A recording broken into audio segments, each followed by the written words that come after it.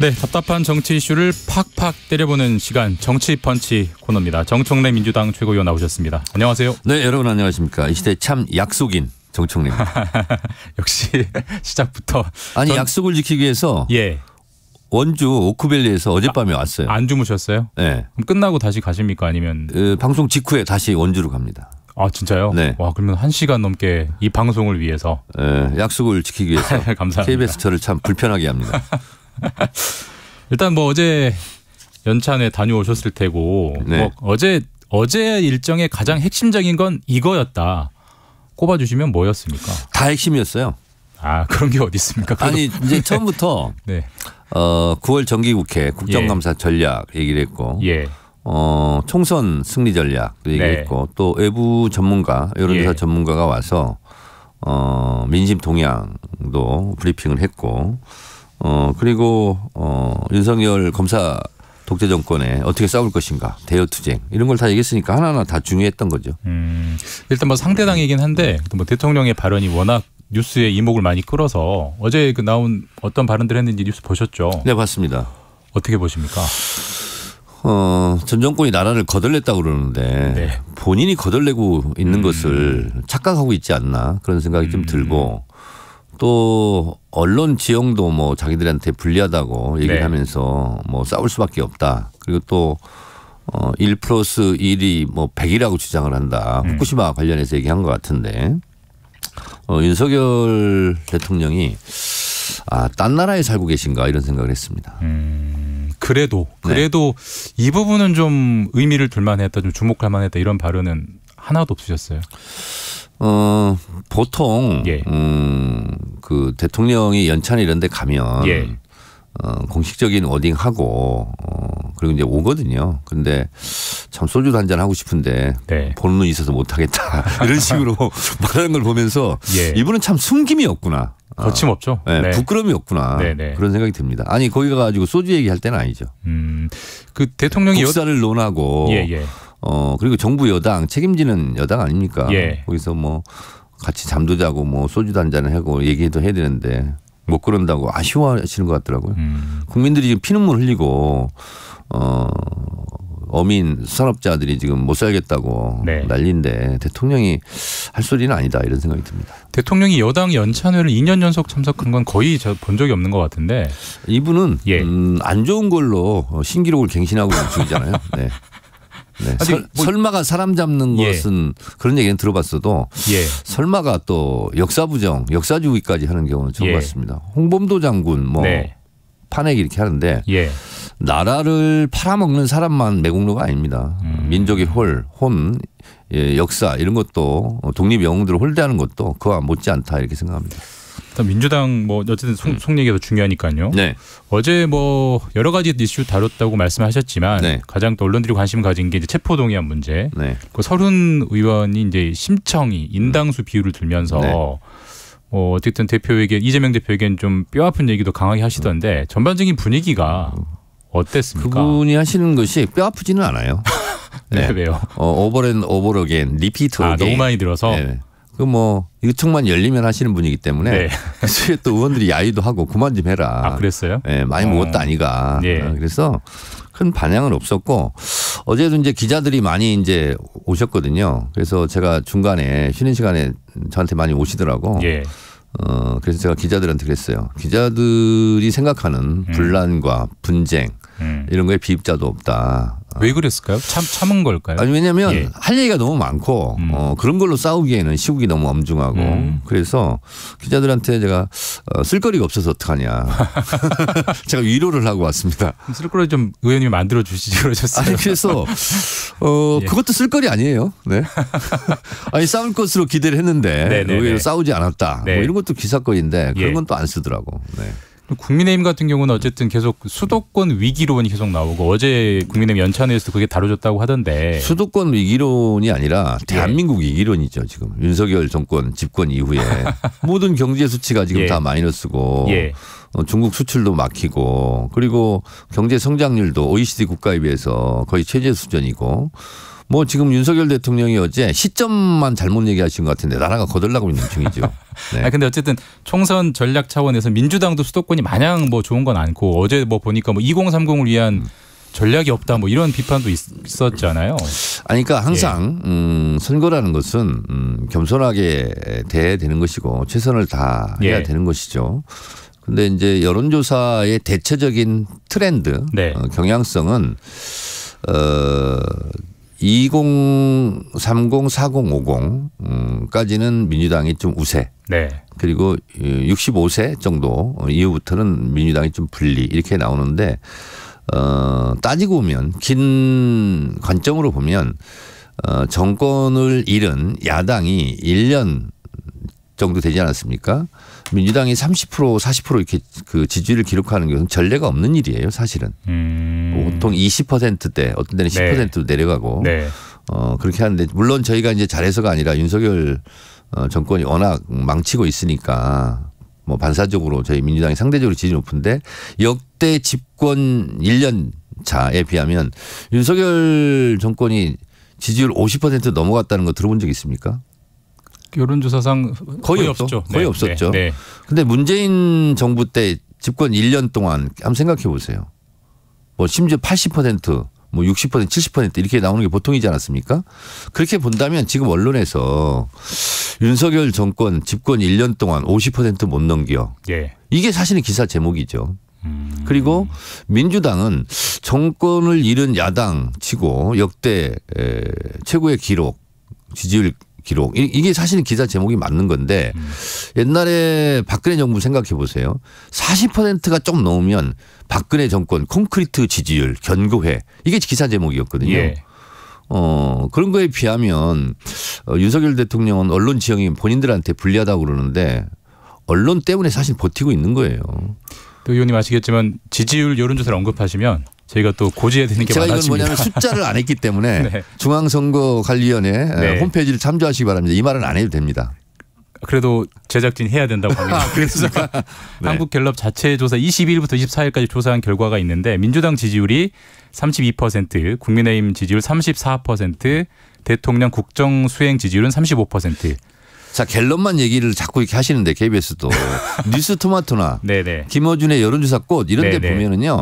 김어준의 여론조사 꽃은 국민의힘 지지율이 드디어 20%대로 그리고 대통령 국정 지지율도 30% 이하 20%대로 이렇게 추락한 것도 있어요. 그러니까 여론조사와 숫자는 좀 제대로 언급해 주지 않으시면 그래서 감사하겠습니다. 김어준 씨가 하는 여론조사 꽃도 중앙선거관리위원회 홈페이지를 참고하시면 되겠습니다. 그 1년 말씀하셔가지고 어제가 이제 이재명 대표 취임 1년이기도 했잖아요. 이재명 대표 1년 대표님이 딱 기사화되기 좋게 점수 평가하신다면 어떻습니까?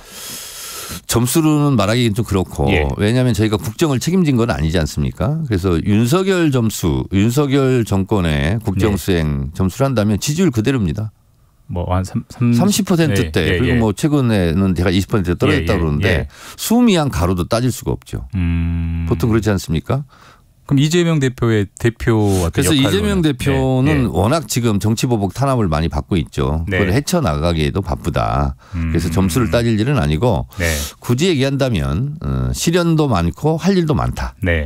그 1년이었다. 그리고 한마디로 사자성어로 얘기한다면 수적 천석. 수적 천석. 물수. 그다음에 물방울적. 뚫을 천. 돌석. 떨어지는 물방울이 바위를 뚫는다. 그러니까 그런 것처럼 해석을 해주세요. 윤석열 대통령이 우리 한때 여기가 지금 정치 펀치 아닙니까? 마이크 타이슨 기억하시죠? 알죠. 뭐 케어 퍼레이드를 하고 그렇지만 마이크 타이슨도 시간이 지나면 결국 이제 다운도 당하고 패배도 하고 이런 것처럼 지금은 검찰이 휘두르는 무소불위의 칼, 역대 정권이 갖지 못했던 언론과 검찰을 그리고 뭐 사법까지도 틀어지고 있는 이런 형국인데 막강해 보이죠. 마이크 타이슨처럼. 그러나 시간이 가면 그것도 네. 힘을 잃고 쓰러지게 돼 있다.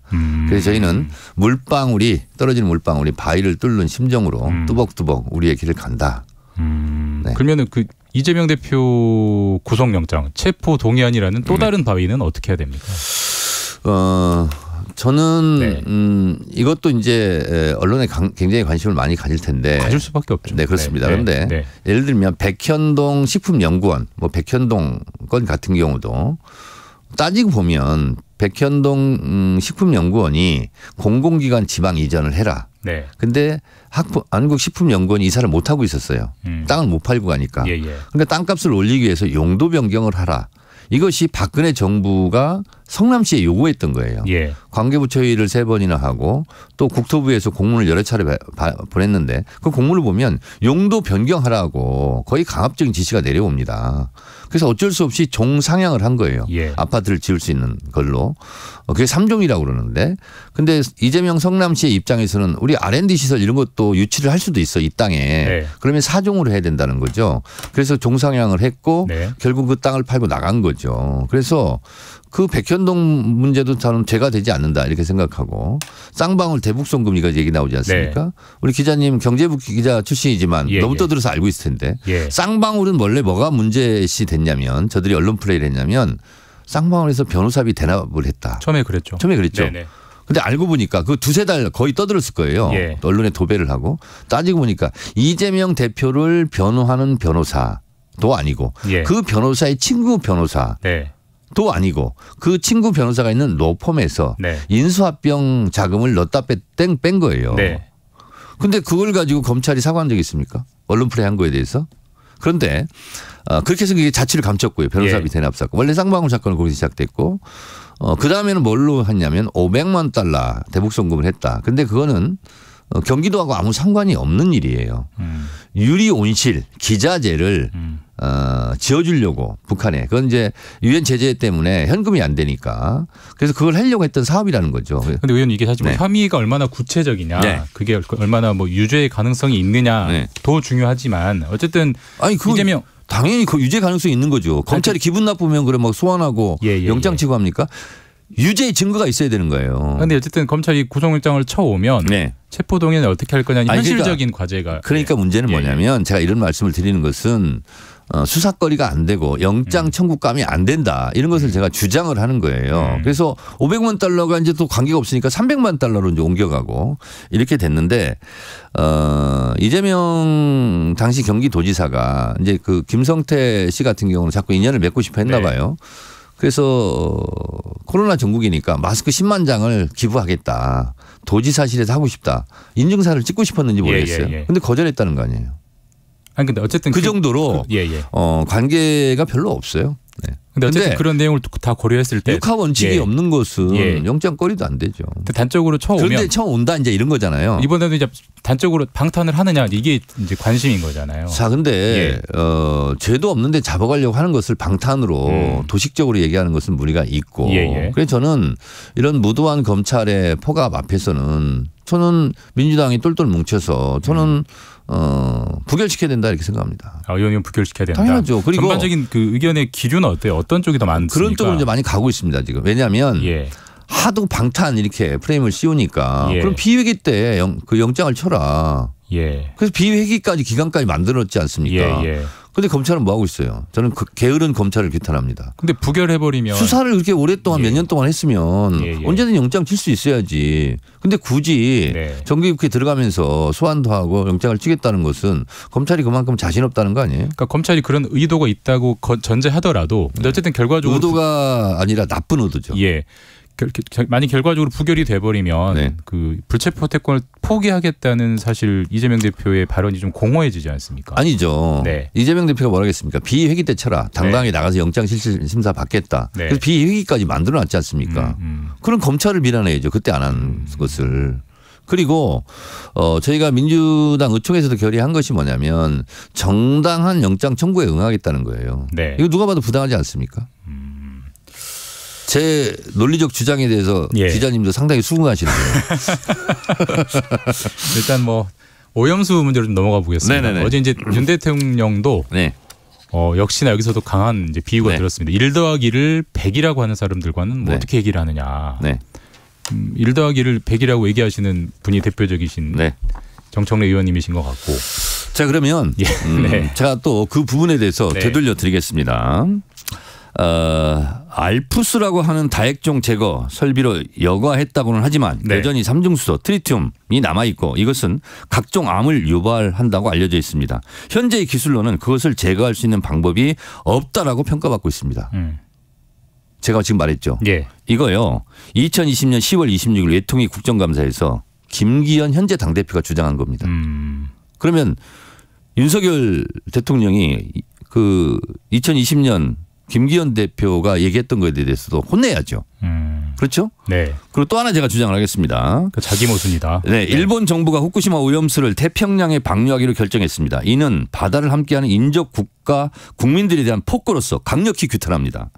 이제는 말로 아니라 행동할 때가 되었습니다. 이거는 원희룡 국토부 장관이 2021년 4월 13일 날 한 얘기입니다. 저는 그래서 이분들을 정청래의 동지라고 규정합니다. 아니 근데 시간차 동지들, 네. 어제의 동지들. 근데 지금은 동지들은 네. 간데 없고 깃발만 나부끼고 있어요. 아 근데 이제 뭐 제가 정확한 워딩까지 기억 안 납니다만은 이제 정의용 안보실장 등등도 국회에 나와서 안전성이 담보된다면 뭐 받아들일 수 아니죠. 있다 이런 우리는 취지의. 강력하게 규탄하고 예. 그리고 반대하고 그리고 또 검증해야 된다. 한국이 다 같이 과학적으로 예. 네. 이런 얘기를 했죠. 찬성한다고 누가 얘기했습니까? 그래서 저는 김기현 현재 당대표와 원희룡 국토부 장관 정청래 동지들 이 발언들을 그래서 오늘 소개시켜 드리려고 네. 이렇게 왔습니다. 이거에 대해서 윤석열 대통령이 경로를 해야죠. 해병대 채모상병 사건에 경로할 것이 아니라 네. 이런 거에 경로해야 되는 거예요.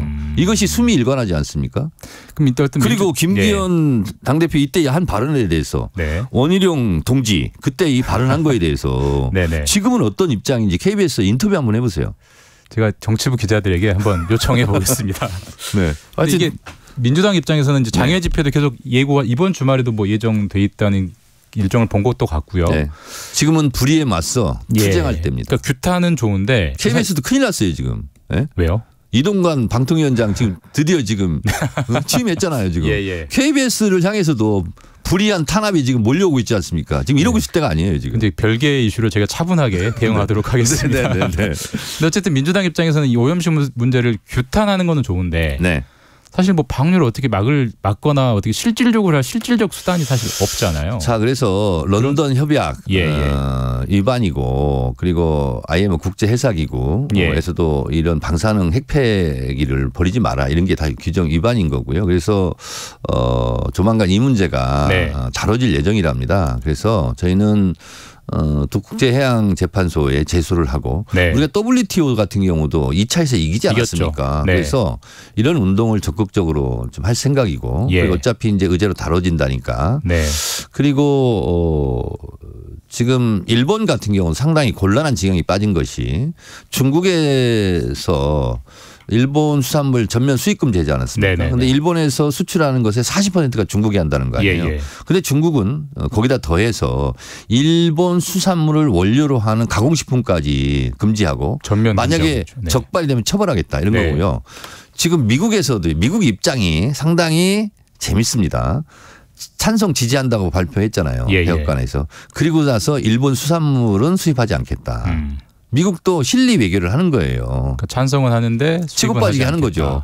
그런데 중국, 미국이 다 이러고 있는데 한국만 지금 그냥 당하고만 있는 거잖아요. 지금 한마디도 못하고. 미국의 수입 금지 방침이 발표가 됐던 건가요? 지금 앞으로 그렇게 될 거라고 저도 이제 기사에서 읽었거든요. 아, 그런 보도가 있었다. 네네네. 마지막으로 이 문제 다른 얘기인데 이거 하나 짚고 마무리해야 될 것 같은데요. 정율성 기념공원 논란, 광주에서 추진되는 거. 박민식 법무부 장관이 직을 걸고 맞겠다라고 하던데. 아니 근데 박민식 장관 그 의기는 좋은데 정일성 장관을 세상에 드러내고 기념하고 하는 것은요. 보수 정권도 다 한 거예요. 이 전 정부 때도 다 같이. 다 그렇죠. 지금 몇십 년 동안 한 거고요. 예. 그리고 정일성 뭐 음악제라든가 이런 행사를 하면 중국 관광객들도 많이 오고 이게 하루 이틀 한 20년 넘었어요. 지금 한 것이. 근데 이제 와서 갑자기 이렇게 되는 것은 제가 봤을 때는 잘못된 생각을 하고 있는 것 같아요. 윤석열 정부에서. 왜냐하면 이념 논쟁, 색깔 논쟁을 벌이면 국민을 5대5로 갈라치게 할 수 있다. 마치 옛날에 총선 때 북한에 대해서 총 쏴달라. 총풍 사건이 일으킨 것처럼 그런 연상을 하고 있는 것 같은데 제 생각에. 그런데 옛날하고 다릅니다. 이거는 색깔론 이념 논쟁으로 총선에서 득볼 생각은 아예 예전적이 안 하는 게 좋다 이렇게 생각합니다. 네, 이런 건 잘 안 먹힐 거다. 안 먹히죠. 네. 철진한 색깔 논쟁이죠. 네, 지금까지 정치펀치 정청래 민주당 최고위원과 말씀 나눴습니다. 저는 다시 원주로 갑니다. 감사합니다. 네. 먼 길 가십시오. 네.